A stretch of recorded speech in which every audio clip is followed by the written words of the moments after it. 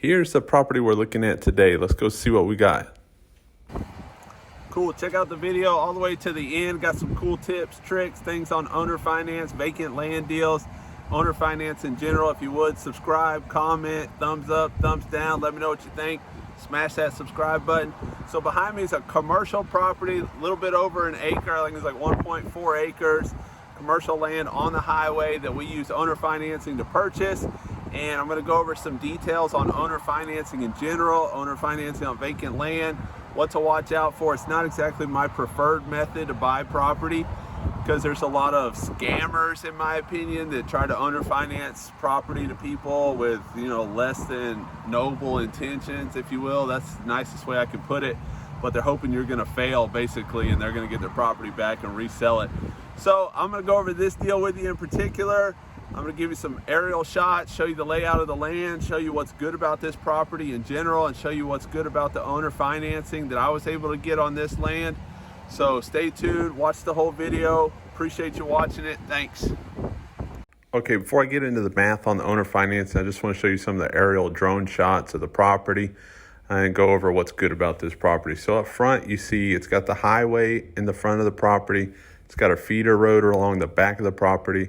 Then it's got that road in between the land and the dealership there that also feeds the property. So 3 roads running alongside of this, and they're all at different speeds. So that front highway is like a 75-mile-an-hour highway, but it slows down, I think, to 65 in front of the property. You got that little feeder road in between the dealership and our property there that is like a 30-mile-an-hour road, and the back property is like another 30 or 45-mile-an-hour road. So lets people slow down, lets people get in, but also the highway gives it good access, good visibility, stuff like that. So that's kind of what's good about this property. Then not to mention the neighbors are pretty great too. I think when I bought it, the dealership was there next door, but there's also a movie theater close by. There's also a big restaurant that's pretty popular there close by.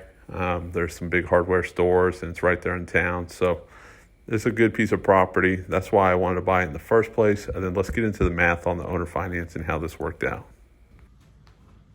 Okay, so on that commercial property we were just looking at, here's the simple math, the breakdown of how the deal went together as far as the owner financing, and kind of show you how, leverage and financing, if you decide to use it, can amplify your profit in terms of percentage. And let's just check it out real quick. So this is a simple breakdown. When I bought that property, listed at $129, negotiated price. I think I offered them $60, and then they counter offered back at $80,000, and that they would owner finance if I put $15,000 down, and they would carry it for 15 years at 8%. Now that's pretty good for owner financing, simple, no approval, just a done deal. Now it wasn't advertised as an owner financing deal.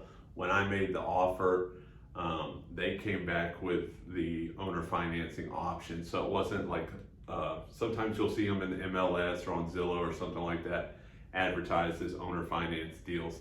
This one wasn't advertised. I made the offer on the property itself, made a lowball offer at $60,000, so less than half of what they were asking for it. And they came back a little bit higher, but not much higher than my offer, and off with the kicker of owner financing. So I took them up on that deal. So we did that, $65,000, $80,000 purchase price, and I only had to put $15,000 down. So a couple years later, I held on to it for a while. I wasn't exactly sure what I wanted to do with the property. I had plans to develop it for myself, do something with it there.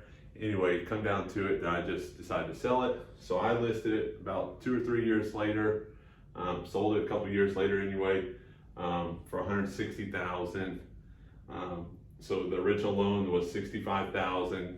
Take that away from the 60, so $95,000 simple profit. Now it doesn't include like the 8% interest or anything like that. I did put a concrete driveway in there that I think I spent, I don't know, $6,000 or $8,000 on. So simple, just simple, keeping it simple. 95,000 profit after take away the original loan. So you take that 95, divide that by the 15,000 down payment that I had to put into it, 6.33% return, which is in a 600% plus or minus. So that doesn't include like the interest and stuff like that. But even at that, even if you cut that in half, 300% return, not too bad for putting 15,000 down, coming out with 95,000 profit at the end. Not too bad. So that's how this owner finance deal worked. And the reason I did the owner finance is because I don't even know if I get that good at the bank, So if you walked into a community bank or a small town bank or something like that, or any bank, big bank, little bank, doesn't really matter. On a vacant land deal, that's like 20% down. So that's pretty standard. On 80,000, 20% of that would be 16. So 15 is about a 20% down payment. Not too bad, but 8% interest. Nothing was out of whack with this deal. Now, the problems that I see with owner finance deals a lot of time, and these are normally like advertised as owner finance, and I've seen some listings too where it says like only owner financing. Like, if you're not going to use our owner financing, we don't want to deal with it. And the problem there is, and I've talked to people and said, well, what's your cash price and this and that. I had a neighbor next to me that I want to buy his land. He had it advertised, and he was like, I think he was asking $40,000 for it. And I came back and said, well, would you owner finance it? In our negotiation, just seeing where he was coming from, he said, yeah, I'll owner finance it, but the owner finance price is $60,000 plus 10% interest is what he wanted.